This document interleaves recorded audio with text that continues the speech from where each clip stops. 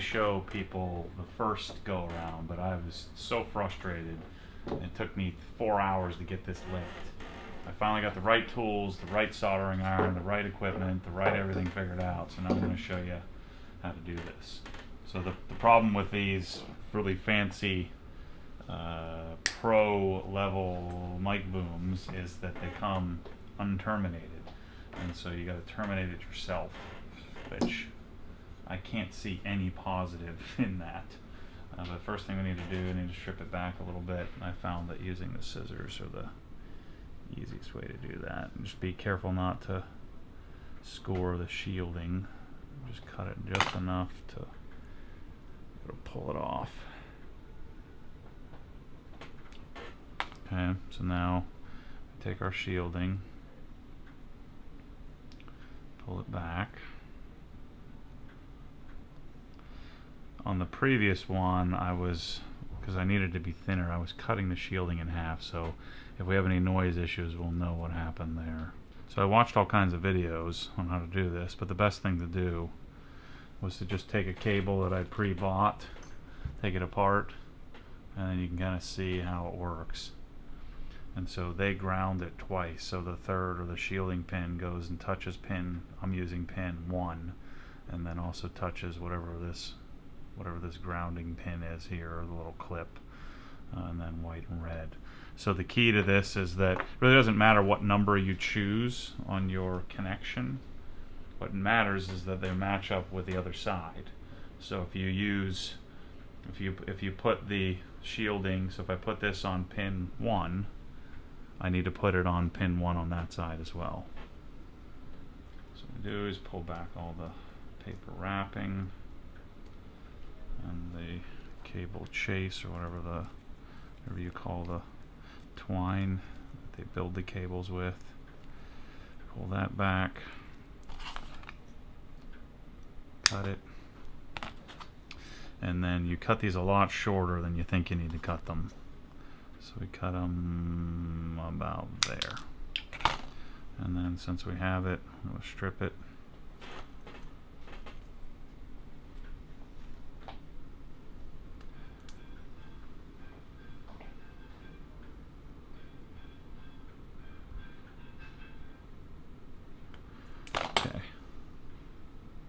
Then I like using Neutrik connections. These are Neutrik XLR connectors. That's a female. We need a male. Another female. There's a male. I bought extras just in case.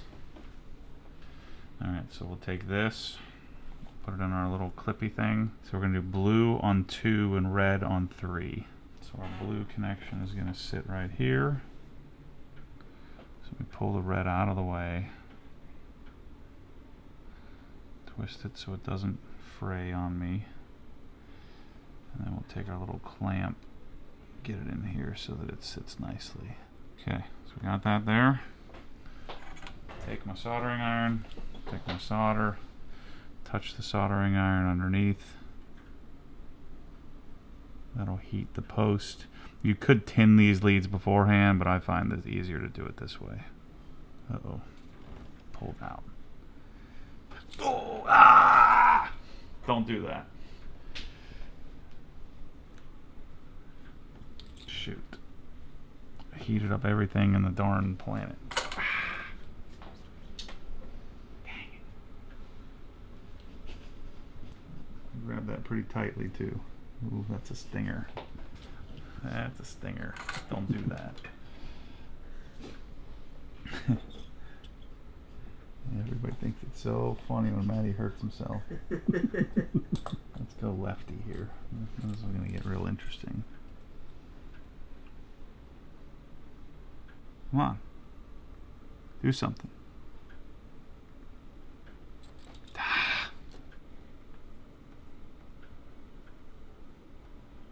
Doesn't work that way. Can't do it that way.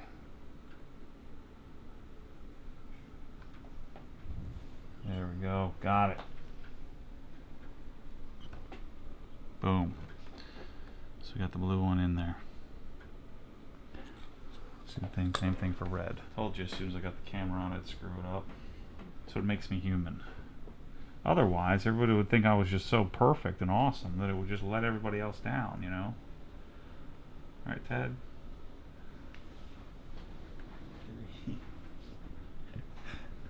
That's a joke, people. It's a joke. I'm doing red to 3.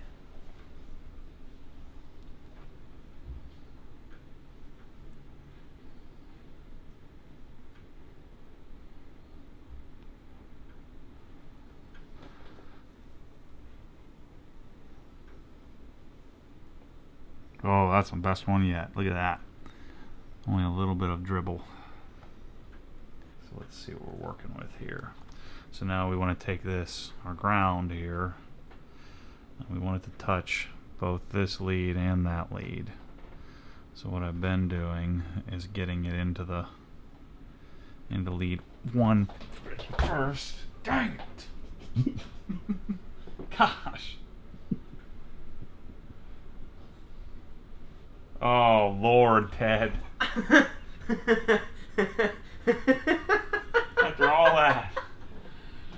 Alright, take it back off. After all this, I've been so diligent. We set the camera up and it all goes to crap. We'll just say that we got the leads tinned here. Dang it, idiot. Okay. So put that on first. See, I wanted to do that so that you'd know what you need to do. It's gonna be a little bit trickier now because we got solder in the way.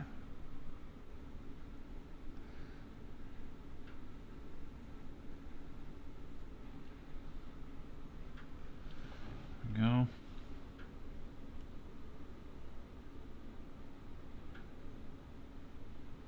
There we go. So yeah, we don't want these wires hanging around here, so we want to make sure this is clean. We don't want to have any extra the ground touching any of the leads.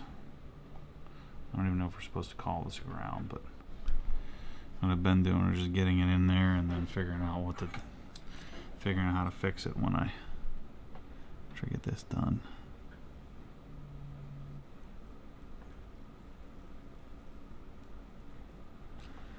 Okay.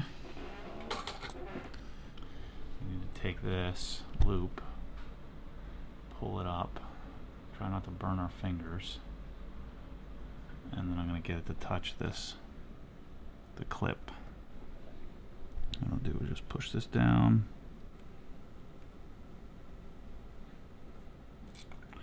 I don't think I got it, did I?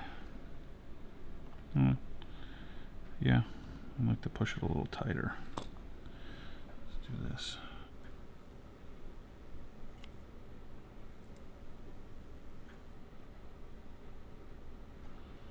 Okay, so then let's take and test. Let's make sure it's a good solid connection, nice and tight. I also want to make sure that none of the blues are touching the reds, none of the reds are touching the blues or the ground, that none of it's sticking out and touching anything. So we've got our red on pin 3, so pin 2 is blue, red's pin 3, and pin 1, and then whatever the little clippy thing is our ground. And then we take a piece, take the little insert that holds the wire in place. So that goes on here.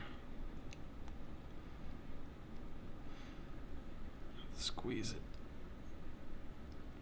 Ground in there a little bit. And then we take our bottom piece, top piece. It goes in a certain way on these Neutrik connections.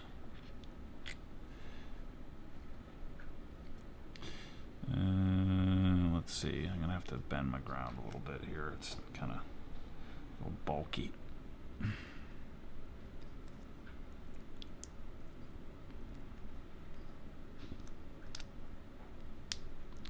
There we go.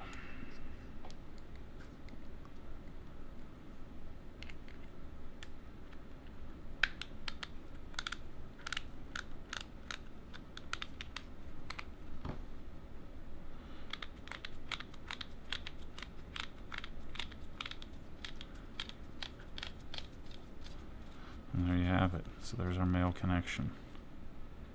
Boom. Nice and tight. So now we'll have to test it and make sure. You really should have a tester so we don't blow anything up, but I think we're good. And I think we got the colors all matched up on both sides. So there's our Neutrik connection. Sweet.